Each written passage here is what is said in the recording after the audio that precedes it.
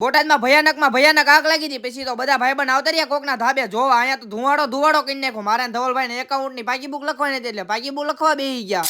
તો કેમ છો બધા મિત્રો? મજામાં દેશો? આપણા નવા મિની બ્લોગમાં તમારું બધાનું સ્વાગત છે. નિશાળેથી વહેલા આવતા રહીએ દરરોજ મોટી દુકાને બેહવાનું કીધું એટલે ધ્યાન રાખવા બેહી ગયા. દુકાને દફતર લઈને આવ્યા હતા, ચોપડા કાઢ્યા કારણ કે એકાઉન્ટ ની પાકી બુક લખવાની છે. પછી તો ચાલુ દુકાન એકાઉન્ટ ની પાકી બુક લખવા બેહી ગયા.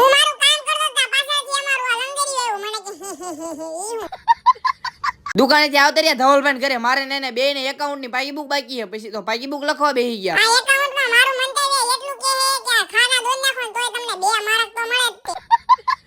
બધું લેસન પૂરું કરીને આપડા કાકા છોકરાને રમાડવાનો હતો. પછી તો ક્રિશિવને રમાડવા આવતા રહ્યા. હું ઘરે આવતા વાય ધવલભાઈ આવ્યા. મને કે ટ્યુશન નો ટાઈમ થઈ ગયો છે, ગાડી કાઢી નીકળી ગયા. હું ને ધવલભાઈ ટ્યુશન માં આવતા રહ્યા. ટ્યુશન માં આવ્યા તો બધા ભાઈબંધ ભેગા થઈ ગયા. અમે બધા ભાઈબંધ વાતું ચીતું કરતા કે આ ધુમાડાના ગોટા ક્યાંથી નીકળે છે. પછી તો બધા ભાઈબંધ ગાડી કાઢી નીકળી ગયા બધા ભાઈબંધ જોવા. અમે બધા ભાઈબંધ આવતા રહ્યા કોકના ધાબે. અહીંયાથી તો ચોખ્ખું દેખાતું. તમને બધાને એમ થતું હશે કે આવું ક્યાં હળી ગયું છે. અમારા બોટાદ જિલ્લામાં આવેલો હરણકોઈ વિસ્તાર, ત્યાં ભંગારનો ડેલો હળી ગયો છે. ત્યાં જોવા ગયા હતા 6 ઉપર થઈ ગયું હતું. પછી તો બધા ભાઈબંધ આવતા રહ્યા ટ્યુશન માં. મળશું આપણે 2 કલાક પછી. ટ્યુશન માં 2 કલાક થઈ ગયા, 8 વાગી ગયા, છૂટી ગયા. સાંજે પાછા મોટી દુકાને બેહવા આવતા રહ્યા. દુકાને આવ્યો, અહીંયા તો મેચ ચાલુ હતી. પછી તો મેચ જોવા માંડ્યા. આપડા આકાશભાઈ બેહવા બોલાવ્યો. પછી તો આપડા આકાશભાઈ પાસે ને આપડા કાકા પાસે બેહવા આવતા રહ્યા.